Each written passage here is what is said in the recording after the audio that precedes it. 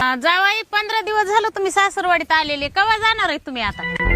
मी नाही जाणार एवढ्या लवकर. का नाही जाणार? लग्न झाल्यापासून 1.5 वर्ष तुमची पोरगी आमच्या घरी राहिली. मी तिला केव्हा म्हणलं का जा म्हणून? तुम्ही कशाला म्हणता मला जा म्हणून? अहो माझी पोरगी नांदायला आलेली, तुम्ही काय इथं नांदायला आलात का काय? काय मला जावाई आमची पोरगी तर सदा नेहमी दुखातच असती. अहो तुमची पोरगी दुःखात असू द्या नाही तर सुखात असू द्या, तुम्ही आज समजा की पोरगी तुमची एकदम सुखात आहे. समजायला काय हरकत आहे तुम्हाला? आणि भाजी तर दिलीच नाही तुम्ही मला, कशाकडे खावात आहे भाकर? असं समजा की तुमच्या ताटात भाजी आहे, समजायला काय अडचण आहे?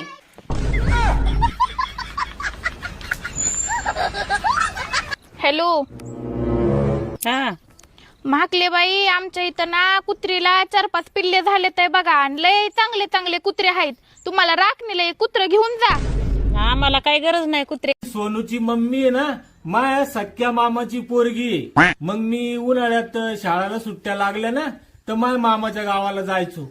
मग ही मला तिथं दिसायची, तर मग मला वाटायचं की मी एक दिवस आहे ना हिला मी राणी बनवून. आणि पुढे चालून मग स्वप्न पूर्ण झालं मित्रांनो. आज मी त्या राणीचा गुलाम आहे. हा स्वप्न पूर्ण झालं हो, पण मी गुलाम कसा झालो तेच नाही कळू राहिलं मला. अजून काय करणं, धुवून घेतो वरच्यात.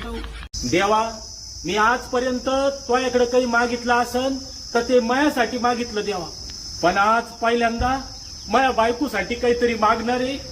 तू आमची मागणी मान्य कर देवा. माया बायकोला लय काम आहे, घरातलं काम, वावरातलं काम, नुसतं काम काम काम. कशी झाली ती पाय ना. तर देवा तू काय कर, माझ्यासाठी काही मागत नाही हा, तिच्यासाठी मागतोय.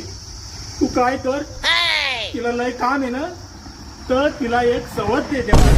नाराज नको करू देवा तिला, माझ्यासाठी काही मागत नाही मी, तिच्यासाठी मागतोय देवा. देवा पण मागू राहिले का? अगं माझ्यासाठी नाही मागितलं मी, तुझ्यासाठी मागू राहिलो सोनूची नाही, मम्मी. माझ्यासाठीच मागू राहिले तुम्ही. हा तुला सवत मागू राहिलो. हो का? मी म्हणलं का मला एखादी बायको. थांब देवा, मी घरून येते एकदा. चला तुम्ही घरी. माझ्यासाठी मागू राहिले. भावानो, तुम्हाला मी खरं सांगते, दुसऱ्याची कार्टी सांभाळणं खूप कठीण काम असते. तू कोणाचं कार्ट सांभाळतेस? सासूबाईचं.